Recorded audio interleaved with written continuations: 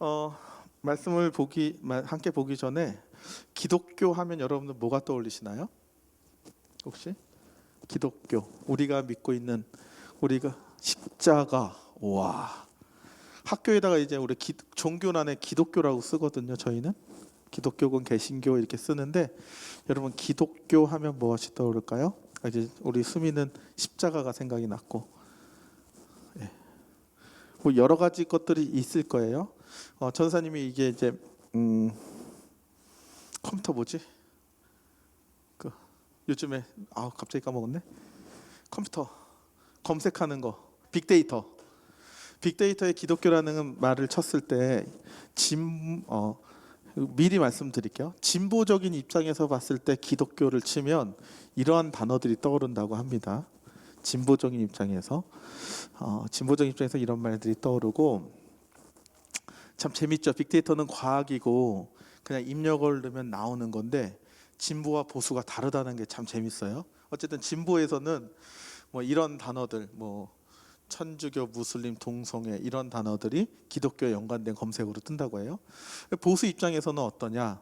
요즘 이제 차별과 관련돼서 부정적인 기독교의 언어들이 너무나 많이 나온다는 것들을 보수 입장에서는 이렇게 검색이 됐다라는 거죠. 그러니까 기독교 부정적 단어들이 접근도가 많아지는데, 그 증가량이 코로나로 인해서 굉장히 높아진 것에 대해서 보수적인 생각을 가지신 기독교를 믿으신 분들은 이렇게 생각한다는 거죠. 전사님이 진보와 보수를 얘기를 했습니다. 뭐 요즘 너무 정치적으로 모든 것들을 보기 때문에 이 두 개의 관점을 말씀드린 이유는 뭐냐면, 과연 우리가 믿는 기독교가 진보적인 또 보수적인 이것으로 다 얘기할 수 있냐라는 거죠. 진짜 기독교가 뭐냐라는 거죠. 진짜 기독교가. 저는 이거라고 생각합니다. 기독교 하면 우리 수미가 십자가를 얘기했는데, 십자가 그리고 그 이후에 부활. 오늘 말씀을 읽은 막달라 마리아를 비롯해서 많은 이제 세 명의 여자가 무덤에 갔는데, 무덤에 예수님이 계시지 않고 살아나신 이 부활의 사건. 이 부활의 사건이 기독교의 전부라고 생각합니다. 전부. 참 인기 없는 설교예요. 왜냐하면 1년에 한 번씩 절기로 부활절을 드리고 있기 때문에 예수의 부활을 얘기한다는 것, 요즘 많이 들어보지 못한 설교일 수도 있고, 심지어 진보적인 기독교 입장에서는 어떻게 사람이 다시 살아나냐라는 입장으로 이 사실 믿지 않기도 합니다. 하지만 우리가 기독교인으로서 믿어야 할 것이 있다면 예수님이 다시 살아나셨다는 것입니다. 아멘. 아멘이에요. 아멘. 그거에 대해서 우리 오늘 살펴보고, 오늘 말씀이 굉장히 짧은데 여러분들께 들어가지 않으면 저 선생님 계속 할 거예요. 빨리 끝나길 원해요. 예, 부활은 무엇인가? 부활은 무엇일까요? 오케이. 요게 이제 유년부까지 우리가 볼 수 있는 예수님 다 사실, 객관적 사실입니다. 우리가 근데 조금 더 생각해 보길 원해요. 예수님이 왜 부활하셨어야만 하는가? 과연 부활이 무엇인가? 그런 입장에서 보자면 대표였기 때문이에요. 예수님이 대표였기 때문입니다. 로마서 5장 18절을 보면 이런 말씀이 나옵니다. 우리 한번 같이 읽어볼게요. 시작. 그런즉 한 범죄로 많은 사람이 정죄에 이른 것 같이 한 의로운 행위로 말미암아 많은 사람이 의롭다 하심을 받아 생명에 이르렀느니라. 아멘. 모든 인류의 대표였던 아담이 하나님의 말씀을 어기고 성과학을 알게 하는 나무의 열매를 먹음으로 인해서 모든 인류는 죄를 짓게 됐어요. 우리도 마찬가지입니다. 죄를 짓는 자들입니다. 죄를 지었던 자들인데, 한 범죄, 그러니까 아담의 범죄로 인해서 많은 사람, 과거의 사람들, 현재의 사람, 미래의 사람까지 죄를 지음에 대한, 너는 죄인이야 라고 딱 지목이 된 거예요. 죄인이라고 딱 낙인이 찍힌 겁니다. 그런데 한 의로운 행위가 나타났어요. 이 한 의로운 행위가 뭐예요? 아까 수미가 얘기한 예수 그리스도가 십자가에 달려 돌아가신 사건을 얘기해요. 그 한 의로운 행위, 하나님 아버지의 뜻, 아버지 하나님의 뜻에 순종해서, 지난주에 본 대로 당하신 순종 얘기했죠. 당하신 순종. 예수님이 하나님의 뜻에 순종하심을 당하셨어요. 그 순종한 죽기까지 순종하신 그 순종의 행위로 말미암아 많은 사람이 예전의 사람들, 우리의 현재 사람들, 미래 사람들이 그 의로운 행위를 행한 사람을 믿게 된다면 의롭다 하심을, 그 죄 사함을 받고 예수 그리스도와 동일하게 의롭다 하심을 받게 된다는 거예요. 그래서 그 의롭다 하심 때문에 우리가 생명, 여기서 생명은 우리가 생각하는 불로장생 정도가 아니라 영원한 생명, 우리가 죽더라도 예수님 이 땅에 다시 돌아오시면 다시 살아나서 예수님과 함께, 하나님과 함께 영원한 하늘나라에서 우리가 영원한 생명을 누리는 생명을 이야기합니다. 믿으십니까? 아멘.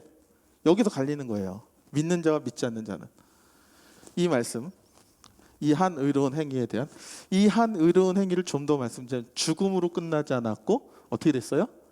오늘 말씀대로 예수님께서 다시 살아나셨다는 부활의 사건. 이 부활의 사건은 엄청난 대단한, 제자들이 그 부활의 사건을 보고 야, 예수님이 죽었는데 다시 살아나셨대, 말씀대로 다시 살아나셨대, 야 이거 어떻게 하냐, 야 예수님 그러다가 예수님이 하늘로 올라가셨대. 그 전했던 말들이 2000년이 지난 지금까지도 전해져서 우리가 그것을 믿고 있는다라는 거죠. 예수님 믿으면 신바람, 예수님 믿으면 장가잘가 시집잘가, 이거 아니라고요. 우리가 믿어야 될 대상, 우리가 믿어야 될 내용은 무엇이다? 예수님의 죽으심과 다시 살아나신 이 부활의 사건이라는 거죠. 아멘. 이게 굉장히 중요합니다. 그런데 예수님이 그 죽으심이 과연 어떤 의미가 있을까? 이거예요. 오늘 설교의 처음이자 끝은 이겁니다. 우리가 이제 대표성의 원리를 봤어요. 예수님이 우리를, 이 온 인류를 대표해서 죽으셨다는 걸 봤는데, 그 대표를, 이 인류의 대표가 될 수 있는 조건이 필요했어요. 왜냐하면 인간이 죽었기 때문에, 인간이 죄로 인해서 죽었기 때문에, 죄의 삭은 사망이기 때문에 죄를 져서 우린 죽을 수밖에 없는 그 공식을 깨기 위해서는 이 조건이 필요했어요. 예수님이 어때야 돼요? 첫 번째, 죽어야 합니다. 예수님이 하나님으로 이 땅에 내려오셔서 그래 너 죄 없어, 그래 너 죄 없어, 굉장히 간단할 것 같지만 이거는 하나님의 공의, 하나님의 법으로 해결할 수 있는 방법이 아니었어요. 분명히 죄의 대가가 따랐는데 죄의 대가는 생명을 대신 드렸어야 되는 문제에서 예수님이 돌아가셨다는 거예요. 예수님이, 하나님의 아들이신 예수님이 돌아가셨다는 겁니다. 그래서 인간을 대표하기 위해서는 죽는 인간을, 죽는 인간과 똑같은 모습으로 이 땅에 오셔야 돼서 하나님이, 하나님의 아들이지만 인간으로 태어나서 그 말구유, 베들레헴의 말구유에서 태어나셨다는 거죠. 이거 중요합니다. 조금 어려운 말로 하지만 인성, 하나님의 인성, 그 인간의 몸을, 인간의 성질을 갖고 계셨다는 겁니다. 두 번째, 그 죽으셨는데 죽음으로 끝나면 또 우리를 구원 못해요. 하나님의 아들이 와서 죽었대, 끝? 안 돼요. 구원이 이루어질 수 없어요. 반드시 죄의 대가를 이겨내는, 죄의 대가인 죄의 삭신 사망을 이기는 죽음으로부터 일어나는 사건, 이 사건이 반드시 일어나야 됩니다. 오늘 말씀에 나온 대로 예수님을 따랐던 여자들이 무덤에 가서 유대인의 장례 절차에 따라서 무덤을 방문했어야 되는데 안식일이라 못 갔고 그 다음날 갔는데 그 안에 예수님이 있었다 없었다? 없었다가 중요해요. 없었다. 왜 없어요? 부활, 다시 살아나실 때 없는 거예요. 시체가 훔쳐가서 없어진 게 아니라 예수님이 다시 살아나서 먼저 갈릴리로 가셨기 때문에 먼저 가셨기 때문에 그 동굴 안에, 그 무덤 안에 예수님이 없었다는 거예요. 예수님이 동굴에 없었다는 사실 그만큼 중요합니다. 왜냐하면 다시 살아나신 것이니까. 다시 살아날 수 있는 건 누가 할 수 있어요? 인간이 절대 못해요. 여러분 옆에 주위에 죽었는데 다시 살아났대, 아유 잘 됐네, 아이고 잘 됐다, 이런 사람 있어요? 없어요. 죽었다 살아난 사람 없다고요. 고은이가 제가 어떻게 했는지 알아요? 그러니까 해외 토픽이나 이런 데 가끔 나오긴 합니다. 죽었다 살아났다, 화장하려 하는데 무덤에 묻으려고 하는데 갑자기 일어났다. 저희 아버지 돌아가셨거든요. 근데 장래 내내 전 아빠의 살아나셨으면 하는 은근한 기적을 바라긴 했던 것 같아요. 그리고 정윤진 목사님 최근에 간증하셨는데 좀 공통점인 게 맞는 것 같아요. 4개월 모신 것, 저도 4개월 동안 아빠랑 함께 했는데 좀 이제 이렇게 사역하는 모습들 보면서 아버지가 제 설교 들어줬으면 하는 마음 솔직히 있거든요. 하지만 그게 가능할까요? 우리 아버지께서 무덤을 이기고 살아나실까요? 지금 못 일어나신다는 거죠. 사람이 한번 죽으면 그걸로 끝인 거예요. 이 땅에서는. 그런데 하나님의 아들이시기 때문에 어떻게 할 수 있다? 하나님은 살아나셨다. 근데 여기 더 중요한 건 하나님의 아들이기 때문에 보는 것보다 더 넓혀서 봐야 될 게 뭐냐면 예수님이 죄가 있으실까요? 없으실까요? 예수님 죄가 없으셨어요. 그렇죠? 죄의 삭은 뭐다? 죄의 값은 뭐예요? 아까 말한 대로 죄의 값은 죄짐이 어떻게 되냐고. 죽어요. 그렇죠? 예수님이 죄가 있어요? 없어요? 없어요. 그렇기 때문에 예수님은 사실 수 있어요. 죽음에서 다시 살아나실 수 있다는 거예요. 이 포인트가 굉장히 중요합니다. 예수님이 흠이 없었어요. 죄가 없었어요. 흠 없는 어린 양이라고 우리가 찬양 많이 하는데, 많이 고백하는데 예수님이 흠이 없다는 의미가 그런 뜻이에요. 죄가 있는데 죽으면 다시 못 살아나요. 죄가 없었기 때문에 죽었어도 살아날 수 있었다는 거예요. 죄의 것으로부터 묶이지 않기 때문에. 여기로 머물면 어떻게 해야 돼요? 예수님이 지금 예루살렘에 과부자를 뚫고 앉아 계셔야 되죠. 그렇죠? 예루살렘에 계시거나 아니면 뭐 교황이 그러듯이, 많은 대통령이 그러듯이 전국을 돌리며 전 세계를 돌며 예수인 하나님의 아들 내가 살아있노라 하면서 돌아다니지 않겠어요? 그런데 이렇게 되어진다면, 여기로 머물게 된다면 복음이 전파되어지지 않습니다. 동시에 믿지 못해요. 동시에 우리가 만약 예수님이 예루살렘에 지금 계시다면, 2000년 동안 살아계신다는 걸 믿는다면, 그리고 예수님이 2000년 동안 살아계셔서 예루살렘에 계시다면 우리가 어떻게 해야 돼요? 1년에 한 번이든 한 달에 한 번이든 일주일에 한 번이든 예수님 죽었나 살았나 보러 가야 되는 거예요.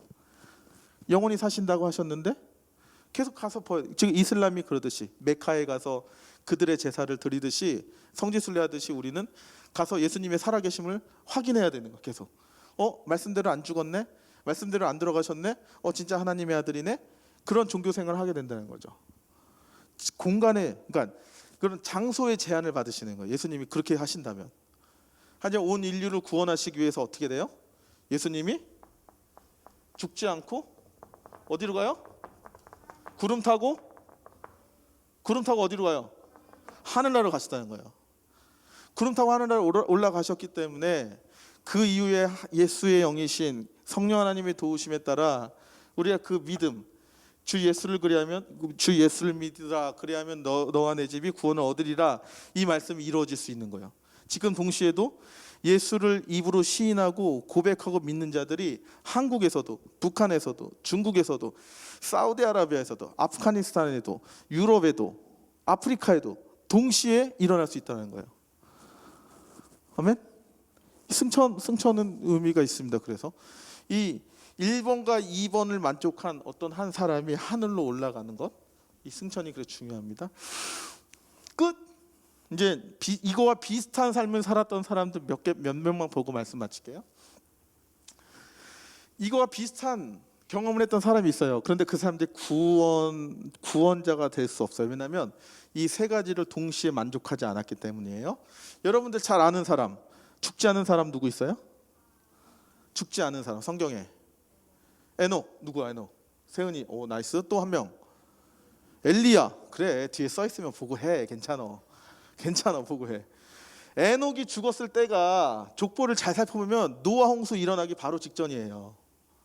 자세히 살펴보시면. 읽어볼까요? 창세기 4장 25절, 5장 24절.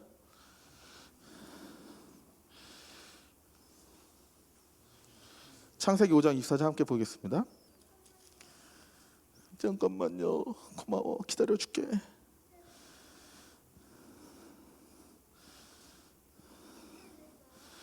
(5장 24절) 시작. 에녹이 하나님과 동행하더니 하나님이 그를 데려가심으로 세상에 있지 아니하였더라. 아까 뭐였어요? 노아 홍수 일어나기 전이에요. 이때가. 그러니까 에녹이 하나님과 동행한 사람이었는데 그 노아의 홍수의 죄의 결과에 대한 홍수의 심판을 맞이하지 않기 위해서 하나님이 에녹을 데려가셨다는 거예요. 그러면 우리는 그렇게 생각해 볼 수 있잖아요. 에녹교를 만들어야 되지 않을까요? 죽지 않고 하늘 올라갔는데. 하지만 뭐가 없었다? 에녹에 뭐가 없었어요? 그러니까 에녹에게 뭐가 없었어요? 지금 죽는 게 없는 거예요. 그렇기 때문에 우리에게 구원에 아까 그 세 가지 조건 중에 죽음이 없었기 때문에 에녹이 우리의 구원자가 될 수 없는 거예요. 하늘에 올라갔지만 엘리야는 뭐 제가 설명을 드릴게요. 엘리야가 이제 엘리사를 제자로 삼고 모든 것들을 내려줍니다. 그때 엘리사가 뭐라고 얘기하냐면 갑절의 은혜를 주옵소서 그래요. 엘리야한테. 그랬더니 엘리야가 뭐라고 하냐면 내가 하늘로 올라가는 것을 너가 보게 되면 네가 갑절의 은혜를 받은 것을 믿어라 이렇게 얘기해요. 그러자 그 순간 바로 땅에 막 바람이 불면서 둘을 갈라놔요. 갈라놓고 엘리야가 하늘로 올라갑니다. 엘리야도 마찬가지예요. 인간이지만 죽음을 경험하지 않았어요. 그렇기 때문에 우리의 대표가 될 수 없는 거예요. 죽지 않고 올라갔지만 엘리야 교가 만들어질 수 없다라는 거예요. 구원을 이룰 수 없다는 거예요. 어려운 거 아니야. 진짜 어려운 거 아니야. 잘 생각해봐. 그래서 죽지 못한 에녹과 엘리야, 그렇기 때문에 우리의 대표가 될 수 없다. 죽어야만이 인간이라는 것들을 증명할 수, 그러니까 인간으로서 대표가 될 수 있는 거. 죽음을 경험해야만이. 오케이. 두 번째, 살아나야 합니다. 이게 무슨 얘기예요? 살기 위해서 뭐 해야 돼요? 살기 위해서 내가 살아나야 돼. 그러면 그 전에 뭐가 있어야 돼요? 야, 누구니? 은혁이 똑똑하다. 진짜야, 죽어야 돼. 되게 간단한 것 같지만 이게 지금 우리 믿음의 신앙에 굉장히 걸림돌이 되는 게 이거예요. 죽기 싫거든. 내가 죽기 싫은 거예요. 죽어야만이 예수 그리스도 살아나신과 예수님의 능력이 나타나는데 우리 인생 가운데 죽음을 경험하고 싶지 않아요. 이효령 교수님이 그런 얘기했어요. 내가 2부 때 얘기 안 했지만 이효령 교수님이 이 시대를 이야기하면서 죽음을 잃어버린 세대라고 얘기했어요. 사람들이 다 죽기 싫어하거든요. 그분이 영의 세계가 열리면서 영적인 언어들을 그 따님 죽음 한번 얘기했죠. 따님이 목사님이신 그 따님이 돌아가시고 나서 영적인 세계가 열리면서 예수 그리스도를 깊게 묵상하면서 그분이 이 시대를 진단한 게 뭐냐면 죽음을 잃어버린 시대라는 거예요. 남을 위하여 죽지 않고 내가 살기 위해서 남을 죽이는 시대, 죽음을 잃어버린 시대. 어쨌든 모든 사람은 죽음으로 가야 돼요. 죽을 수밖에 없어요. 하지만 아까도 얘기했지만 누구 돌아가셨는데 다시 살아나셨어요. 어우 잘 됐네. 뭐 이런 수 있어요? 죽음의 길에 다다르면 다시 살아날 수가 없는 게 인간입니다. 그렇죠? 모든 성경의 인물들이 이렇게 됐어요. 모든 성경의 인물들이 죽었지만 살아나지 못했어요. 살지 못했어요. 여러분들 기억하는 모든 성경의 인물들, 아까 말한 세 사람을 제외하고는, 아까 두 사람, 이따 뒤에 말할 한 사람과 몇 명의 사람, 수많은 사람들 제외하고는 거의 대부분의 사람들은 죽으면 죽음으로 끝나지 살아나지 못합니다. 그래서 인류의 대표가 될 수 없는 거예요. 인류의 구원자가 될 수 없는 거예요. 우리들도 마찬가지죠. 마지막 세 번째. 그런데 우리 인류 중에 죽었다 살아난 사람이 있어요. 누가 있어요? 예수님 빼고. 누구? 죽었다 살아난 사람 있잖아요. 베다니에 살았던, 그렇지, 마르다와 마리아의 동생 나사로가 살아났어요. 나사로가 죽게 생겼어요. 빨리 와주세요. 이때 전화기 없었어요. 전화기 없었는데 어쨌든 예수님 빨리 베다니에 와주세요 했는데 예수님 어떻게 했어요? 늦게 가셨어요. 늦게 가셨어요. 이미 죽었어요. 시체가 썩었어요. 마리아 삐져갖고 예수님 만나러 오지도 않고, 마르다는, 그래서 어쨌든 예수님이 무덤에 가서 뭐라 그래요? 나사로야 무덤에서 나오거라 했을 때 어떻게 나와요? 붕대 감고 나왔어요. 붕대 감고 나왔어요. 근데 그러면 나사로교가 만들어야 되지 않을까요? 죽음에서 살아남을 경험했는데 이게 부활이 아닐까요? 근데 이거 부활이라고 얘기하지 않는다는 거예요. 왜냐하면 나사로가 영원히 살았나요? 죽었어요. 다시 죽어요. 죽지 말아야 되는데 또 죽었어요. 죽다 살다 또 죽었어요. 죽다 살아나는 거 배틀그라운드에 서든데스 거기밖에 없다고. 그렇죠? 네? 거기는 계속 총 맞는데 계속 살잖아요. 게임이니까 가능. 게임이니까. 어차피 사람은 다시 살아난다 하더라도 또 죽는다는 거예요. 그리고 또 한 명이, 또 몇 명의 수많은 사람이 있습니다. 우리가 지난주인가요? 지지난주에 봤는데 예수님이 십자가에 달려 돌아가실 때 어떻게 됐어요? 성전의 휘장이 위에서 아래로 찢어지고 바위가 터지고 그다음 뭐가 돼요? 마태복음에 의하면 무덤이 열려서 많은 성도들이 무덤에서 일어나서 어디로 가요? 자기 마을로 가서 자기의 살아난 걸 보여줬어요. 자던 성도들이라는 표현이 있는데 거기서 자던 성도들 표현이 있는데 하나님과 예수님의 관점에서 죽음이 그냥 자는 상태인 거야. 어쨌든 이거는 뭐 이제 그 무덤이 열려서 죽은 자들이 일어나서 마을에 들어서 나 살아났다고 얘기했어요. 근데 그 사람들이 영원히 산 것이 아니라 어떻게 됐다고요? 결국 또 죽었다고요. 그렇기 때문에 구원자로서 구원을 이룰 수 있는 세 가지 조건 중에서 이 세 번째 충족이 안 되니까 나사로교가 만들어질 수 없었고 무덤에 열린 사람들도 우리의 구원자가 될 수 없다는 거예요. 이 세 가지를 충족한 사람이 누굽니까?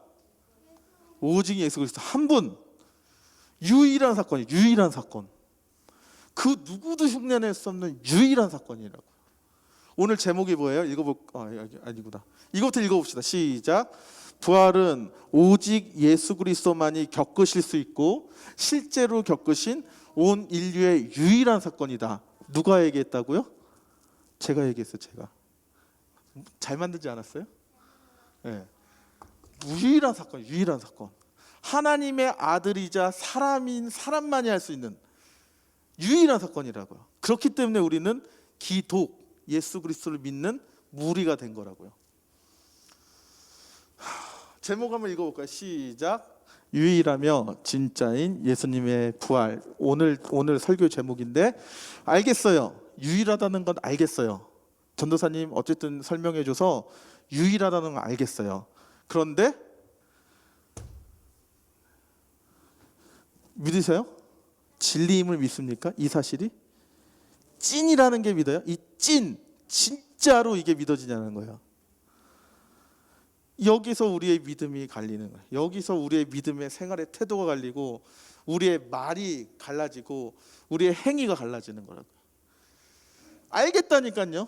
예수님이 유일하다는 건 알겠는데 그거를 진리로 믿느냐라는 거예요. 진리로 믿냐는 거예요. 오늘 담임 목사님께서 제가 이제 다음 주에 이 부분 설명했지만 전도에 대한 강조를 굉장히 많이 하셨어요. 이 진리를 깨닫도록 돕는 일, 전도인데 이 일을 하기 위해서 뭐를 해야 돼요? 믿음. 저 유일한 사건이 진리임을, 나를 위해서 유일한 그분이 나를 위해 나의 죄를 위해 돌아가셨다는 유일한 사건, 그 사건을 위해서 내가 영원한 생명을 얻었다라는 이거를 알아야만이, 이 유일한 길인 것들을 알아야만이 우리가 전도할 수 있다고요. 야, 우리 석수교회 보면 뭐 설탕 준대더라, 아유 경품 줘서 TV 준대더라, 이래서 오는 거 아무 의미 없어요. 사실은 이 진리를 믿는, 이 진리를 전하고 이 진리를 믿고 이 진리를 다시 전파하는 일이 교회가 존재해야 될 이유라는 거죠. 2000년의 역사에 교회의 역사가 이것을 증명하고 있는 것입니다. 진리가 우리를 자유케 합니다. 요한복음 14장 6절 한번 읽어보겠습니다. 시작. 예수께서 이르시되 내가 곧 길이요 진리요 생명이니 나로 말미암지 않고는 아버지께로 올 자가 없느니라. 아까 말한 이 세 가지, 예수님 말고 누군가가 또 있다면 아버지에게 갈 수 있는 길이 두 개가 되는 거예요. 하지만 예수 그리스도 한 분만이 그 세 가지를 만족하셔서 우리의 대표가 되셨고 우리의 구원자가 되셨고 우리를 구원케 해주시는 그 통로가 되어주셨기 때문에, 아버지에게 갈 수 있는 길을 만들어 주셨기 때문에 우리가 예수를 믿는 거라고요. 예수님께서는 자신을 길이라고 얘기하셨습니다. 예수님이 자신을 진리라고 얘기했습니다. 예수님이 자신을 생명이라고 얘기했습니다. 여기서 말하는 생명은 아까 얘기한 대로 영원한 생명을 얘기하죠. 그 외에 다른 길이 없고 그 외에 다른 생명이 없고 그 외에 다른 진리가 없다라는 거죠. 아멘. 아멘. 마가복음 1장, 담임 목사님도 그러시고 저도 마찬가지입니다. 제일 강조돼야 될 부분, 마가복음 1장 1절 함께 읽겠습니다. 시작. 하나님의 아들 예수 그리스도의 복음의 시작이라. 이 복음, 계속 강조해요. 복음, 유일하신 복음 유일하신 그 예수 그리스도가 우리의 진리 되신다는 그분이 누구라고요? 하나님의 아들이라고요. 하나님의 아들이 아니고서는 이 조건을 절대 충족시킬 수 없기 때문에 하나님의 아들이라는, 예수 그리스도가 하나님의 아들이라는 이 진리를 믿어야 되는 거죠. 이 진리를 믿어야 되는 겁니다. 그래서 오늘 그 2부에 어떤 주일학교 학생이 와가지고 이 설교를 듣지 않았는데 이 익투스 얘기를 하더라고요. 물고기를 보더니 막 그림 그리고. 다시 한번, 예수스 크리스토스 데우스 휘오스 소테르, 예수라는 인물이 그리스도 구원자시고 데우스 휘오스 하나님의 아들이시며 그렇기 때문에 구원자가 되신다는 이 사실, 반드시 이 진리를 우리가 마음속에 믿기를 원합니다. 이 말씀 보고 마칠게요. 여러분 믿음이 있습니까? 부활의 믿음? 2000년 전에 일어났던 그 사건이 지금 입과 입을 통해, 성경을 통해, 또 이제 성경으로 문자가 기록되고 종교개혁의 그 성경을 통해서 지금 우리나라까지 왔어요. 여러분들이 그걸 믿으시는 거라고요. 여러분 그거를 믿느냐고요. 유일하신 예수 그리스도를 진리로 믿느냐는 거죠. 이 설교 진짜 많이 듣지 않았습니까? 산을 갔는데 낭떠러지 떨어져서 나뭇가지를 가까이 잡았어요. 밤이 됐어요. 발에 땅이 안 닿아요. 이걸 놓으면 죽는데 어떻게 하지? 승준아 고마워, 따라해줘서. 어떻게 하지? 발에 힘이 빠져요. 하나님, 나의 영혼을 주님께 맡깁니다. 놓는 순간 어떻게 돼요? 요거밖에 안 된다고요. 요 차이인데 넣으니까 이렇게 된다고요. 믿음이 이런 거라고요. 하나님의 관점에서는 우리의 고민과 우리의 고난과 우리의 역경이 요거밖에 안 되는데, 너 이것만 놔. 믿음으로 놔. 내가 밑에서 받쳐줄게. 이걸 못하고 있는 게 우리 인생이라고요. 우리 인생이. 이게 젊었을 땐 모르지만 또 이제 우리 장로님처럼 이제 완전 인생의 모든 걸 경험하신 분들은 쉽게 아시지만, 이 중간에 껴있는 이 청년의 세대, 우리 중장년의 세대가 이걸 극복을 못하는 거예요. 어떻게 보면 믿음, 이 부분에 대한 부분은 하나님께서 받쳐주십니다. 믿음으로 떨어져도 받쳐주십니다. 이걸 못하잖아요. 대학에서 떨어지는 거 못하죠. 직장에서 떨어지는 거 못하죠. 결혼해서 떨어지는 거 못하죠. 우리 친구들 어때요? 친구 관계 속에서 은따당하는 것에서 떨어지지 못하잖아요. 대출해서 떨어지지 못하잖아요. 우리 인생이 다 그렇지 않아요? 하나님 받쳐주신다고. 제가 제 간증 하나 하고 마무리할게요. 아내가 사역을 그만뒀어요. 아내가 사역을 그만두면 수입이 100만 원이 넘게 줄게 돼요. 제가 이제 내년에 전임이 되니까 이래저래 계산하니까 수입이 100만 원 정도 줍니다. 11월 달 되면 가장 고민하고 걱정되는 게 자동차 보험비예요. 한 번에 큰 돈이 나가는데 지금 현재 제 사례비보다 큰 돈을 내야 돼. 100만 원이 넘는 돈을 내야 되기 때문에 너무 힘들어요. 근데 아내 사역을 그만뒀어요. 사역 그만둔 지 5일밖에 안 됐는데 사역하는 교회에서 계속 연락이 오는 거예요. 야, 너희들 돈이 없잖아. 일해야 되지 않겠어? 교회 말고 다른 일 있으니까 그 일 같이 하지 않을래? 계속 연락. 아내가 지금 공황장애가 막 오는 거예요. 근데 막 요번 주까지 돈을 또 100만 원을 넘게 준비해야 되는 돈이 없는 상황이고, 거기서 계속 돈, 월급 이런 걸로 제한을 하고 계시고 고민하고 있는데, 이제 지난주에 저희 매형이 안수 집사를 받으셔갖고 이제 코로나 때문에 가족들이 다 못 가고 저 혼자 모교회를 가서 참여를 했거든요. 거기서 이제 장로님 한 분이 저를 보시고 저를 보시고 그리고 플로잉을 해주셨어요. 얼마가 들어있는지 아세요? 플로잉을 해주셨는데 얼마가 들었냐면 100만 원이 들어있는 거예요. 저희 아내와 저는, 아내가 엄청 울더라고요. 100만 원이라는 숫자가 중요한 게 아닙니다. 또 여러분들 중에서는 100만 원이 그렇게 큰 돈이 아니라는 것, 요즘 시대에 그러죠. 100만 원이 그렇게 큰 돈이 아닐 수 있지만 그 정확한 보험료가 딱 떨어져서 나오는 걸 보면서 아내가 저에게 했던 고백이 그거였어요. 하나님이 나에게 선택하신 길이 틀리지 않았구나, 옳았구나. 하나님의 나라를 위해서 인생을 드리니까 삶의 여러 가지 문제들이 해결되는 것들을 경험케 하신다는 거죠. 목회자 후보생으로서 경험하는 걸 수 있지만 저는 일반 성도인 여러분들도 동일한 것들 경험할 수 있을 거라 믿습니다. 100만 원이라는 돈이 중요한 것이 아니라 하나님의 나라에 집중하는, 하나님의 말씀에 순종하는, 하나님의 유일하신 예수 그리스도의 그 유일하신 예수 그리스도를 믿고 진리로 믿고 그 일을 감당하는 자에게는 하나님이 책임져 주신다는 것, 이 그림처럼. 아멘. 별로 돈이 크지 않아서 아파트 한 채 좀 받아야 좀 이렇게 은혜가 되시죠. 저희들 정말 쫄렸거든요. 어떻게 보면 진짜 쫄렸거든요. 어디서 돈 나올 데가 없으니까. 돈 문제뿐만이 아니겠죠. 뭐 여러 관계 문제 여러 가지 있겠지만 어쨌든 우리가 믿음대로 살아갈 때 그 우리가 우리의 이성으로, 우리의 생각과 우리의 판단으로 옳다라고 판단되지 않지만 하나님이 말씀하셨기 때문에 그걸 진리로 믿고 순종하였을 때 하나님이 이끌어 주시는 하나님의 인생의 길이 있다는 거죠. 길이요 진리요 생명이신 예수 그리스도께서 그 길을 내어 주시고 그 길로 인도해 주신다는 것, 우리가 반드시 경험되어지기를 바랍니다. 아멘.